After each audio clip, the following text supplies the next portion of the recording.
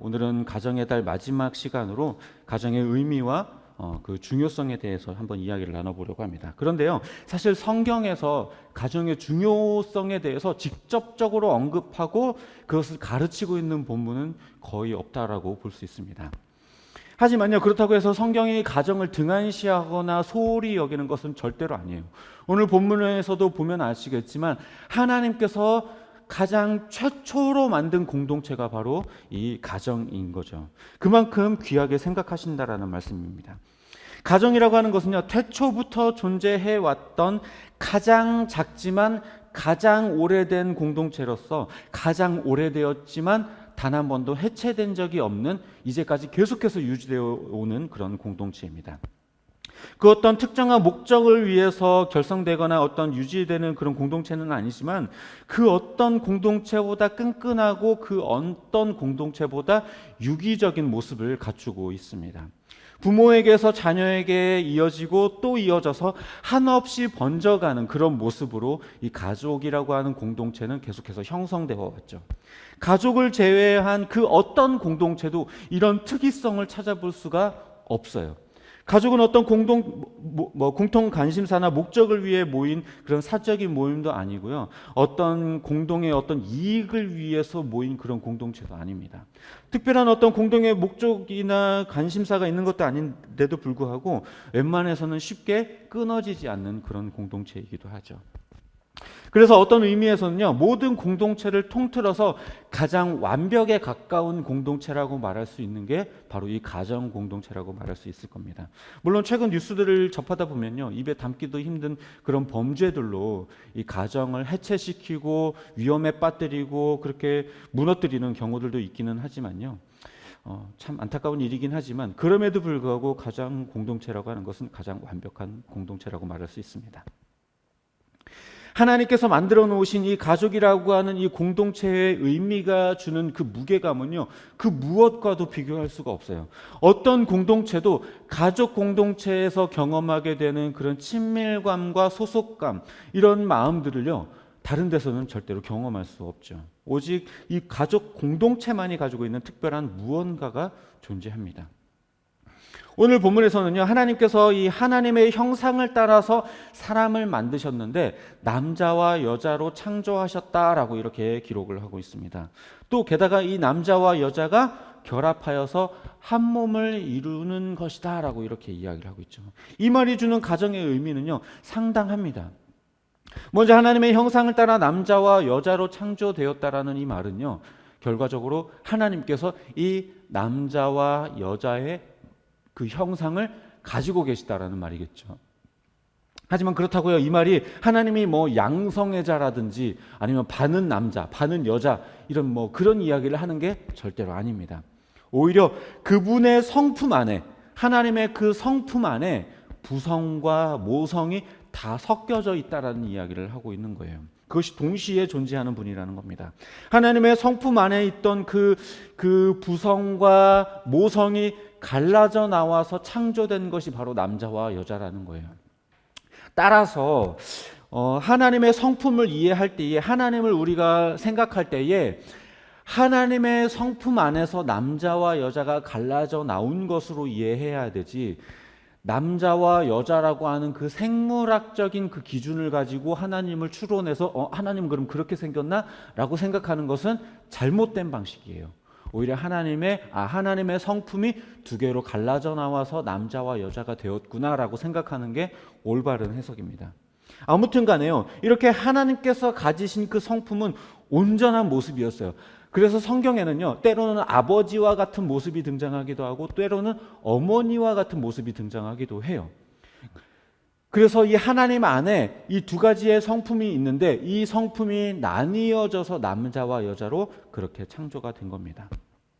그런데 이 두 개로 나누어진 하나님의 형상인 이 남자와 여자가 결과적으로는 또 뭐래요? 다시 결합하여서 한 몸을 이루게 될 것이라고 오늘 본문은 이야기하고 있습니다. 다시 말해 이것을 다른 말로 바꿔 말하자면요, 오직 가정이라고 하는 공동체만이 하나님의 온전한 성품이 다시금 결합되어서 완성되는 공동체라는 이야기를 하는 겁니다. 무슨 말이냐? 원래 갈라져 나와져서 불완전했었던 하나님의 성품인 남자, 불완전했었던 하나님의 성품인 여자, 이 둘이 결합하여서 한 몸을 이루어서 하나님의 온전한 성품이 드러나는 그 공동체가 바로 가족 공동체라는 거예요. 이 결합을 통해 하나님의 그 온전한 성품이 이 가정을 통해 드러나게 되어져 있다는 겁니다. 게다가 이 반쪽, 하나님의 반쪽 형상인 남성성과 또 다른 반쪽 형상인 이 여성성이 하나 될 수 있는 이 비밀을 어디에다 두셨냐면 부부 사이에 결합해 두셨어요. 이 비밀은요, 이 부부에게만 알 수 있다는 겁니다. 그 어떤 공동체에서도 볼 수 없는 이 아름답고 신비한 생명 탄생의 이 비밀이 바로 부부 사이의 결합에 있다는 거예요. 그것이 바로 가정입니다. 하나님께서는 이 부부관계를 통해 서로가 하나 되어 하나님의 온전한 성품이 머무르는 공동체가 되게 하셨고, 동시에 또 거기에서 새로운 생명이 탄생되는 그 놀라운 기적을 일어나게 하셨습니다. 그 어떤 공동체에서도 볼 수 없는 이 신비로운 경험들이 이 가족 공동체 안에 담겨져 있는 것이죠. 저는 결혼을 앞둔 청년들에게 꼭 했었던 이야기가 있는데요. 내가 아내와 결혼을 하고 첫날 밤을 보낼 때 우리는 육체뿐만 아니라 영혼까지 뒤섞이는 느낌, 그런 경험을 했다. 그런 듯한 경험을 했다. 실제로 뭐 영혼이 섞였다는 게 아니라 그런 듯한 경험을 했다. 그러면서 왜 하나님이 남자와 여자, 이 부부가 둘이 한 몸이 된다라는 이야기를 하는지 알겠더라라는 이야기를 청년들에게 꼭 해줍니다. 이 비밀은요, 오직 부부 사이에서만 알 수 있고 부부 사이에서만 알아야 되는 놀라운 비밀이에요. 하나님이 부부에게만 허락하신 놀라운 비밀입니다. 이거는요, 경험해 본 사람만 알아요. 경험해 보지 않은 사람은 모릅니다. 이런 점에서 가능하다면 결혼을 하고 자녀를 낳는 것은 너무나 당연한 하나님의 섭리예요. 물론 그렇다고 해서 이 말이 결혼을 하지 않거나 자녀를 낳지 못하는 가정에 대해서 비난하거나 정죄하는 것은 결코 아닙니다. 하나님의 형상을 경험하고 하나님의 성품을 이해하고 그 형상을 닮아가는 것에 있어서 부부 생활을 하고 자녀를 낳는 것이 조금 더 하나님의 그것들을 경험하는 것이 조금 더 나을 수 있다라는 이야기를 하는 것이지, 비혼과 무자식을 죄라고 말하는 건 절대로 아닙니다. 실제로 자녀를 낳아 기르다 보면요, 하나님이 우리를 이렇게 그냥 아무 조건 없이 사랑하시는구나. 그리고 자녀의 입장으로 내가 이렇게 하나님 앞에 어리석고 부족하구나. 이렇게 내 것을 놓지 못하는구나라는 것들을 깨닫게 되거든요. 이거는 부모가 되어봐야 깨달을 수 있는 부분이에요.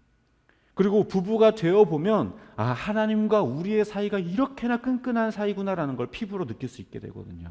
분명히 그런 지점이 있어요. 그러나 바울처럼 결혼을 하지 않고도 하나님의 성품을 충분히 이해할 수도 있습니다.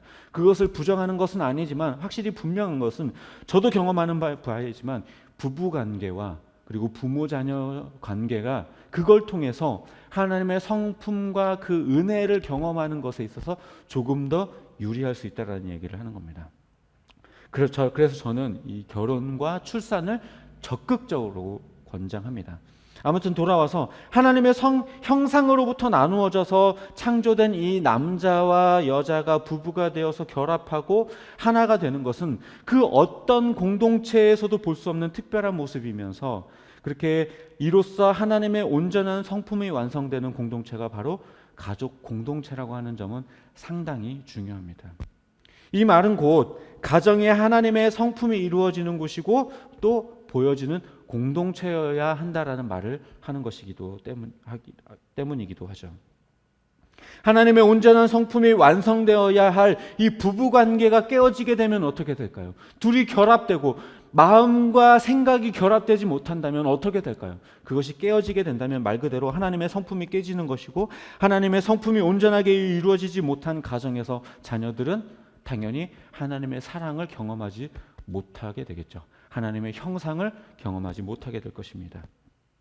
게다가 가정이 깨어지면 가정의 문제로 끝나는 게 아니고요, 결과적으로 이것이 사회의 문제로 연결되고요, 하나님의 나라를 이루어가는 사명에까지 영향을 끼치게 됩니다.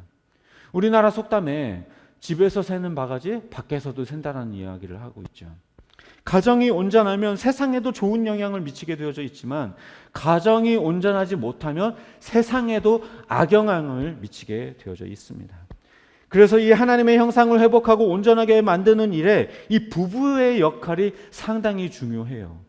부부는 단순히 육체적으로만 하나 되는 것이 아니라 영혼도 마음도 생각도 하나가 되어서 결합되어야 하는 것이죠. 그럴 때에 온전한 가정이 이루어지고 그럴 때에 가정 가운데의 자녀들이 올바르게 자라게 될 수 있고 사회에도 좋은 영향을 끼치게 되고 교회도 바르게 세울 수 있는 그런 영향을 미치게 되는 것입니다. 결과적으로 가정을 하나님의 온전한 성품이 존재하는 천국을 만드느냐, 불완전하고 깨진 성품이 존재하는 그런 지옥을 만드느냐는 부부에게 달려 있는 것입니다. 다음으로 25절에서는요. 아담과 하와가 둘 다 벗고 있었지만 부끄러움을 느끼지 않고 있었다라고 이야기를 하고 있습니다. 이 표현이 주는 의미 역시도요. 이 가정의 의미에 대해서 생각해 볼 수 있는 그 지점들을 우리에게 제공하고 있습니다. 가정이라고 하는 공동체는요. 서로의 허물에 대해서 부끄러워하거나 또 서로 나무라거나 하지 않는 그런 공동체예요. 보통의 공동체 같은 경우는 어떤가요? 혹여나 나의 잘못과 나의 실수, 나의 허물이 드러날까 봐 그것들을 감추려고 애쓰죠. 다른 사람들의 시선과 다른 사람들의 이목을 신경 써가면서 나의 좋은 모습들만 보여주려고 굉장히 애쓰게 돼요. 그래서 교회에 와서도요, 깔끔하게 차려입고 평소와 다르게 말도 조심하고 그렇게 교양이 있는 척하고 기도도 많이 하는 척 앉아가지고 하나님 이렇게 거룩한 척하지만 일상에 돌아가게 되면 그렇지가 않죠.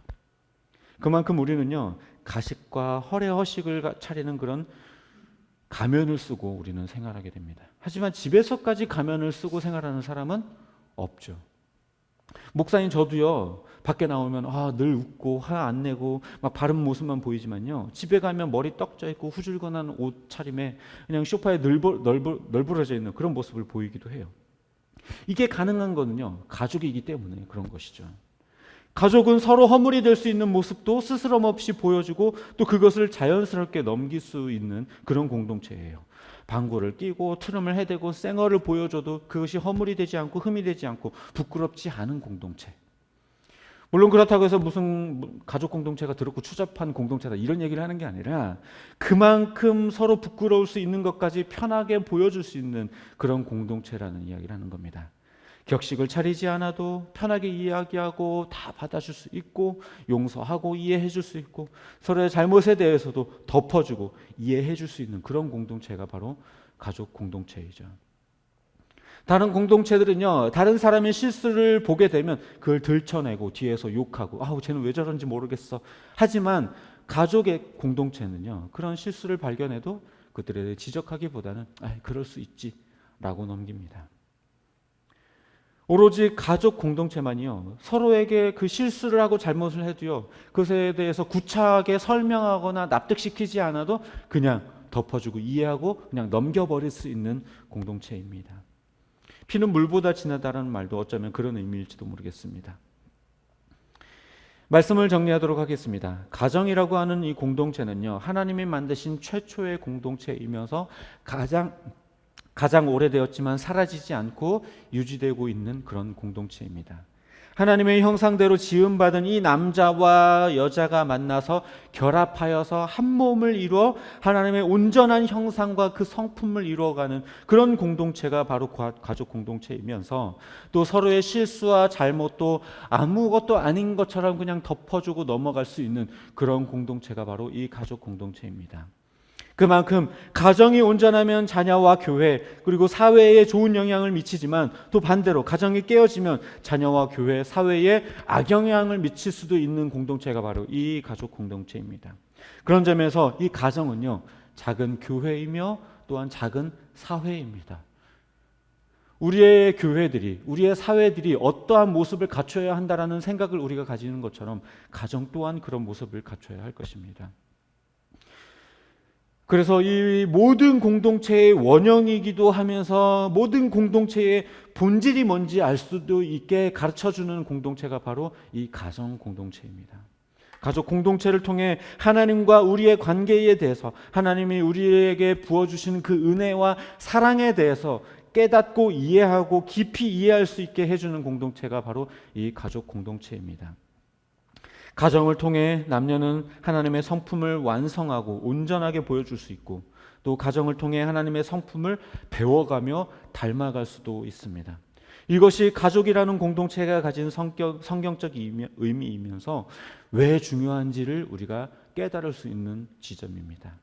가족은요, 그냥 그저 눈에 콩깍지가 씌어서 이 두 남녀가 만나서 어쩌다가 보니까 만들어진 그런 공동체가 아니라 하나님이 만들어주신 공동체라는 것, 그리고 하나님의 형상이 온전하게 이루어지는 공동체라는 것을 우리는 반드시 기억할 필요가 있습니다.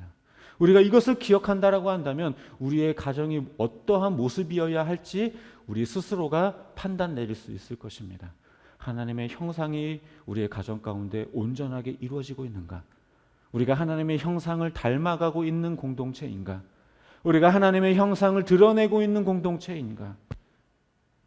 과연 하나님이 만드신 공동체답게 하나님이 뜻하신 바대로 하나님의 사명을 이루고 하나님의 뜻대로 이루어가는, 그렇게 순종해 나아가는 가정인가를 우리는 생각할 수 있겠죠. 여기서부터 시작해야 우리는 가정을 올바르게 세울 수 있고 가정의 주인이 내가 아니라 하나님이시라는 것도 우리는 깨닫게 될 것입니다. 바라기는 하나님의 형상을 따라 온전한 하나가 되는 공동체로서 아름다운 가족 공동체를 이루어가는, 그렇게 세워가는 저와 여러분이 되시기를 주님의 이름으로 축복합니다.